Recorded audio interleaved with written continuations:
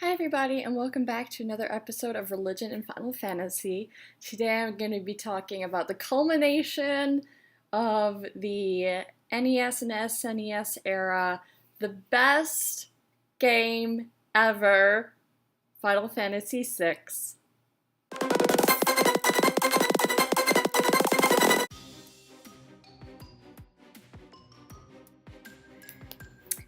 Released in 1994, Final Fantasy VI is, as I said, kind of the culmination of the 2D, everything that's come before, and it really ties in a lot of those elements nicely while also looking ahead and setting up some elements that are going to be expanded later.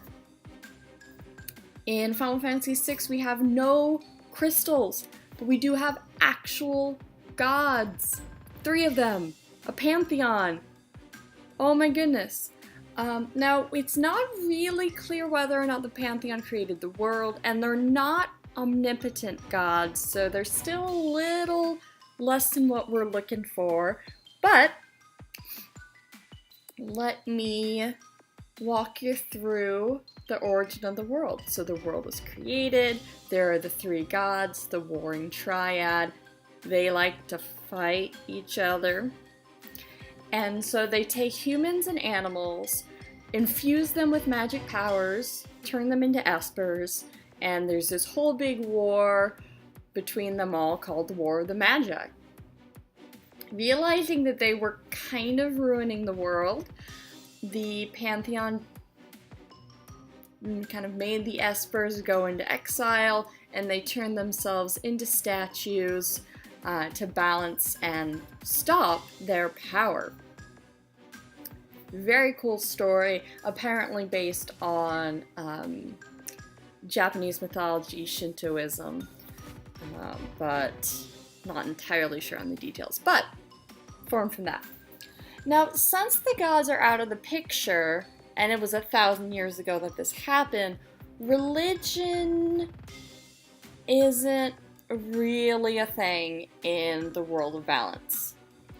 Balance is a thing, which is a theme that we had running through a lot of the first few games, that Zoroastrian concept of balancing the good and the evil, and etc., etc. And now the statues themselves are balanced, so we live in the world of balance, but espers, magic, gods, they've kind of become more of a rumor and an old wives' tale. I imagine some people still believe, and I mean certainly the magic users still believe, but, and the Empire, but you know, most people just kind of go about their day. Unfortunately, the Empire does find espers, and in the course of the game does find the statues, and causes lots of mayhem because Kefka kills everybody and moves the statues, and, well, I guess technically Shadow moves the statues. Bad Shadow. Bad. So, anyway, so the world gets all out of whack. Humans can start using magic again because of the espers as well as the moving of the statues, but Kefka infuses himself with the power of the gods and starts to control the world. And then we're in the world of ruin. Now, Kefka is crazy, and he destroys villages randomly, as fits his mood. And obviously a lot of people have very negative feelings about that, as you might imagine. So there are people who are just afraid of Kefka, there are people who are very angry about Kefka, but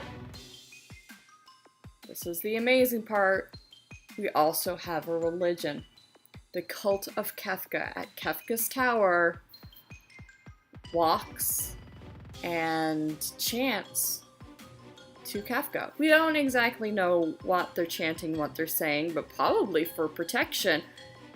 So this is, I think, really the first major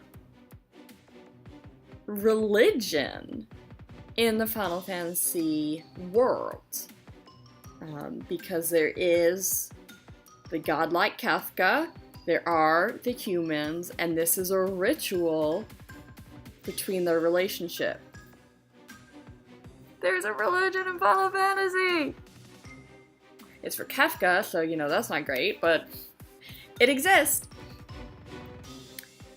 Eventually, the heroes go through, destroy what remains of the statues, destroys Kefka, and in the process destroys magic, because there cannot be magic without the gods in this world. So I guess there was some sort of relationship between the humans and divinity because of that, but there wasn't, other than the cult of Kefka, any sign of worship or ritual going to the gods, but a big sacrifice at the end.